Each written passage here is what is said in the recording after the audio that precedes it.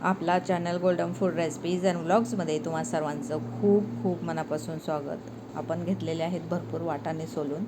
तर हे वाटाणे आपण उकडून घेऊयात. 1 ग्लासभर पाणी घातलं आहे. मोठ्या गॅसवरती झाकण ठेवून मी याला उकडून घेते. चांगले शिजले पाहिजेत, मऊ असे. 1-2 वेळा जरा मिक्स करून घेऊयात. तुम्हाला जर हिरवा कलर हवा असेल तर तुम्ही याच्यामध्ये थोडंसं मीठ आणि साखर घालू शकता. चांगले मऊ शिजल्यानंतर असे ताटामध्ये घेऊन आपल्याला मॅशरने मॅश करून घ्यायचेत.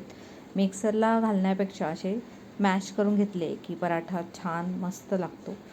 आणि मिक्सरला घातलं तर त्याचं एकदम पीठ तयार होईल. म्हणून असेच मॅशरने चांगले थोडे थोडे घेऊन मॅश करून घ्यायचे. चला, आता कढईमध्ये 2 पळी तेल घेतलं आहे. याच्यामध्ये जिरं घातलं 1 चमचाभर. 2 हिरव्या मिरच्यांचे बारीक तुकडे करून घेतले ते घातले. 1 मोठा कांदा बारीक कापून तो परतून घेऊयात. त्याच्यावरती काही पावडर मसाले, हळद, जिरी देखील घातली मी, पुन्हा जिरे पावडर घातलेली आहे. लाल तिखट घालूयात. थोडासा गरम मसाला आणि 1 चमचाभर धना पावडर. ही आहे जलजिरा पावडर, अर्धा चमचा. छान पराठ्याची मस्त चव येते. फोडणीमध्ये चांगले मिक्स करून घेतले पावडर मसाले आणि 1 चमचाभर बडीशेप आपल्याला घालायची, जी मस्त पराठ्यामध्ये चांगली क्रंची लागते. तुम्ही इथे अख्खे धने देखील वापरू शकता. तर आता आपली फोडणी तयार आहे. याच्यामध्ये आपण जे मॅश करून घेतलेले आहेत, उकडून घेतलेले वाटाणे ते घालून घेऊयात. सारण आपलं चविष्ट होण्यासाठी त्याच्यामध्ये बिलकुल पाण्याचा वापर करायचा नाही. चवीनुसार मीठ घालूयात आणि आता हे मिश्रण आपण चांगलं मिक्स करून घेऊयात. याच्यामध्ये मी 1 चमचाभर बटर देखील घालते. बटर मेल्ट होण्यासाठी आपण त्याला चांगलं मिक्स करून घेऊयात. मस्त असं आपलं सारण तयार झालेलं आहे पराठ्याचं. आता याला आपल्याला लगेच वापरायचं आहे, म्हणून मी ताटामध्ये थंड करायला ठेवलं. सारण थंड होतं आहे तोपर्यंत छान असं लुसलुशीत मऊ असं पीठ मळून घेऊयात गव्हाचं.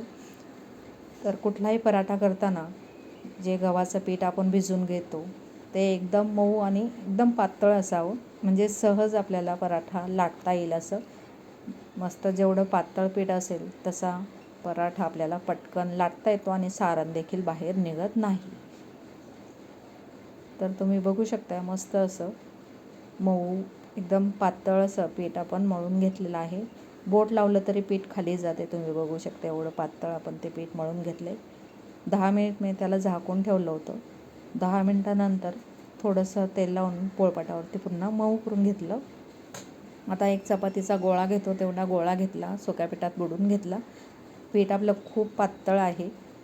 लाटणं थोडंसं पुढे ढकललं तरी तुम्ही बघू शकता सहज अलगद आपल्याला पराठा लाटता येतो. पुरे एवढा लाटून घ्यायचा आणि जेवढं आपण गव्हाचं पीठ घेतलेलं आहे तेवढंच सारण घ्यायचं, तेवढाच गोळा.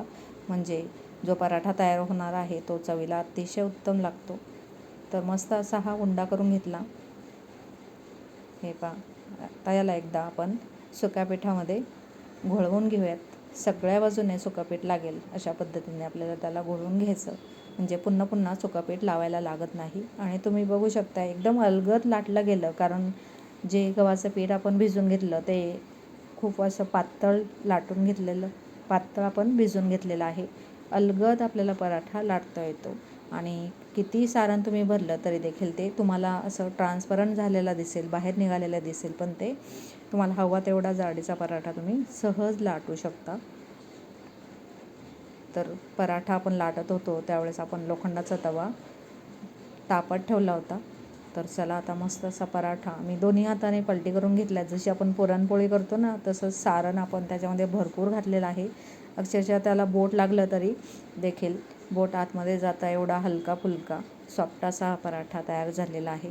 याला मस्त तेल लावून मी मंद आचेवरती छान असा खरपूस भाजून घेते. मंद आचेवरती याच्यासाठी की पराठा थोडासा जाड आहे तर तो आतमध्येपर्यंत चांगला भाजला गेला पाहिजे. आतमध्ये जे सारण आहे ते वाटाणे तर उकडलेलेच आहेत, तरी देखील मस्त क्रिस्पी आणि सॉफ्ट असा आपला पराठा तेलावरती भाजून घ्यायचा. तुम्हाला जर तूप आणि बटर लावायचं असेल तर तो टोपल्यामध्ये काढून घेतल्यानंतर लावायचं, कारण काय होतं तव्यावरतीच लावलं तर त्याचा धूर होऊन ते उडून जातं. म्हणून तेलावरतीच भाजायचा आणि नंतर मग तुम्ही खायला घेताना त्याच्यावरती तूप किंवा बटर लावून घेऊ शकता. तर तुम्ही बघू शकता मस्त असा भरपूर सारण असलेला आपला वाटाण्याचा पराठा तयार झालेला आहे. असेच मी सगळेच पराठे करून घेणार आहे. तेलावरती छान असे मस्त भाजून घ्यायचे आणि हे पराठे तुम्ही सकाळी नाश्त्यासाठी खाऊ शकता. नाश्त्यासाठी खाल्ले तर उत्तमच, पोटभरीचा नाश्ता होतो. दिवसभर दुपारपर्यंत भूक नाही लागणार. हे पराठे तुम्ही कुठल्याही लोणच्यासोबत, चटणीसोबत, शेजवान चटणी, लसणाची चटणी, शेंगदाण्याची चटणी, खोबऱ्याच्या चटण्यांसोबत खाऊ शकता, दह्यासोबत खाऊ शकता. मस्त असा वरून क्रिस्पी आणि आतमध्ये सॉफ्ट असा मस्त आपला वाटाण्याचा पराठा तयार झालेला आहे. व्हिडिओ आवडल्यास लाईक, शेअर, सबस्क्राईब. थँक्यू.